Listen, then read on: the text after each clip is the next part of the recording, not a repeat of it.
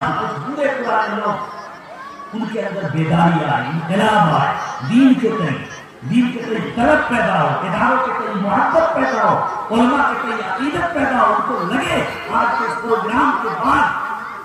برسوں تک اس کا تذکرہ ہو، چرچا ہو کہ نہیں اس طرح کے پروگرام کی ضرورت ہے، نوجوانوں کو جھنجھوڑا جائے، عورتوں کو بتایا جائے کہ دین سے تمہارا رشتہ کتنا کمزور ہوا ہے، شریعت سے تمہارا رشتہ کتنا کمزور ہوا ہے، تمہارے گھر کے بچے کتنے بےراہی کے شکار ہو گئے، تمہارے گھر میں کس کس طرح کے گناہ کی آمیزش ہو رہی ہے، تاکہ ان کو لگے اس طرح کی چھوٹی چھوٹی باتوں کو جب اجاگر کیا جائے گا اور اس کو جگایا جائے گا، اس کو بتایا جائے گا تو شوق پیدا ہوگا، جذبہ پیدا ہوگا۔ اور آخر میں ایک بات ضرور کہوں گا، اے مسلمانوں سارے اختلافات کو چھوڑ کر کے اس بات پر اتفاق کرو کہ آپ کی آبادی میں اگر مسجد ہے، مسجد کو سلامت رکھو، اس کی صفوں کو نہ بانٹو، اس کی امامت کو نہ بانٹو، اس کی نماز کو نہ بانٹو۔ اگر ادارے ہیں جس حال میں بھی ہو اس ادارے کو باقی رکھو، اس کا تحفظ کا سامان پیدا کرو۔ صرف اس بنیاد پر کہ بڑا مفتی صاحب سے اختلاف ہے، اس نے ہمارے مکھیا کو ووٹ نہیں دیا تھا،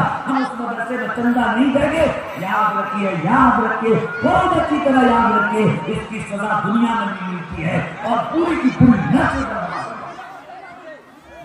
صرف اس بنیاد پر کہ ہماری بیٹی کی شادی میں مفتی صاحب نہیں آئے تھے، ہماری بیٹا کی شادی میں فلاں صاحب نہیں آئے تھے، ہم ان کے مدرسے کو نہیں جائیں گے، ان کے مدرسے کو قرآن چڑھنے نہیں دیں گے، ان کا پاؤں کھینچیں گے، وغیرہ وغیرہ۔ اس سب کو نظر انداز کر کے اگر آپ کی آبادی میں ادارے ہیں، اداروں کی حفاظت کرنا سیکھیے۔ اور ایک آخری بات بس 1 منٹ کی بہت اچھی طرح یاد رکھیے، کسی بھی آبادی کی شناخت اداروں سے ہوا کرتی ہے، کسی بھی آبادی کی شناخت اداروں سے ہوا کرتی ہے، گاڑی سے، گھوڑے سے، بنگلے سے، کار سے، ماروتی سے، سرکاری نوکریوں سے نہیں ہوا کرتی، بلکہ جس آبادی کے لوگوں نے اپنی آبادی کے اداروں کی، مسجدوں کی، علماء کی قدر کی، حفاظت کی، اللہ تعالیٰ نے اس ادارے کو چمکایا ہے، روشن مینار کی طرح اس کو قائم و دائم رکھا ہے۔ اور جس آبادی کے لوگوں نے اپنی ساری توانائی صرف اپنی ذاتی مفاد کے خاطر اپنی گاڑی، اپنے گھوڑے، اپنی بلڈنگ اور اپنا کھیت، اپنا خلیان، اپنی تجارت پہ لگایا اور اپنے اداروں کی طرف توجہ نہ دی، سب کچھ ہو جانے کے باوجود اس گاؤں کی، اس آبادی کی کوئی شناخت نہیں ہوا کرتی ہے۔